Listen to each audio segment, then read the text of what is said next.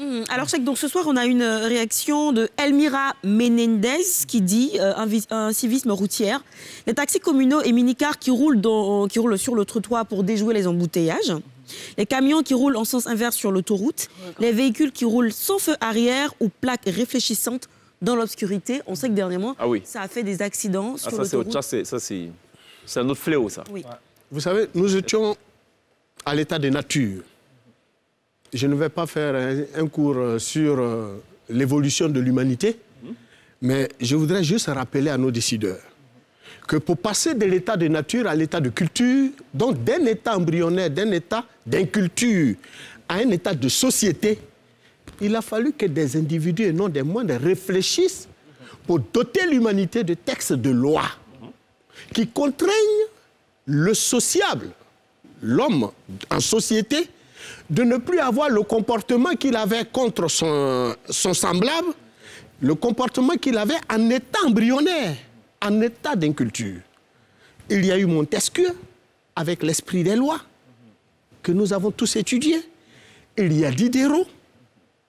Il y a un peu de grands penseurs qui ont travaillé pour que nous soyons aujourd'hui dans des états de société où l'homme n'est plus un loup pour l'homme. Où l'homme ne devrait pas être un loup pour l'homme. Où l'homme ne devrait même plus être et ne doit jamais être un loup pour l'homme. En état de société, il y a des règles.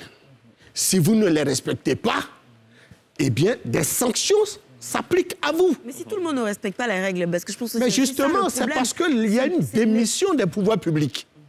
Parce que celui qui doit imposer le respect des règles, ce n'est pas le citoyen. Est-ce que le fait d'avoir des vendeurs ambulants, par exemple, en pleine chaussée, sur un boulevard aussi achalandé, aussi fréquenté que le boulevard Valéry Giscard d'Estaing, qui est quand même la porte d'entrée et de sortie de la Côte d'Ivoire, on peut le dire, puisque c'est cette voie qui mène à l'aéroport international. Est-ce que ça, c'est un acte d'incivisme? Parce que je rappelle que c'est interdit. Mais bien évidemment, c'est un acte d'incivisme en ce sens que ces vendeurs ambulants, ils ne payent pas de taxes à l'État.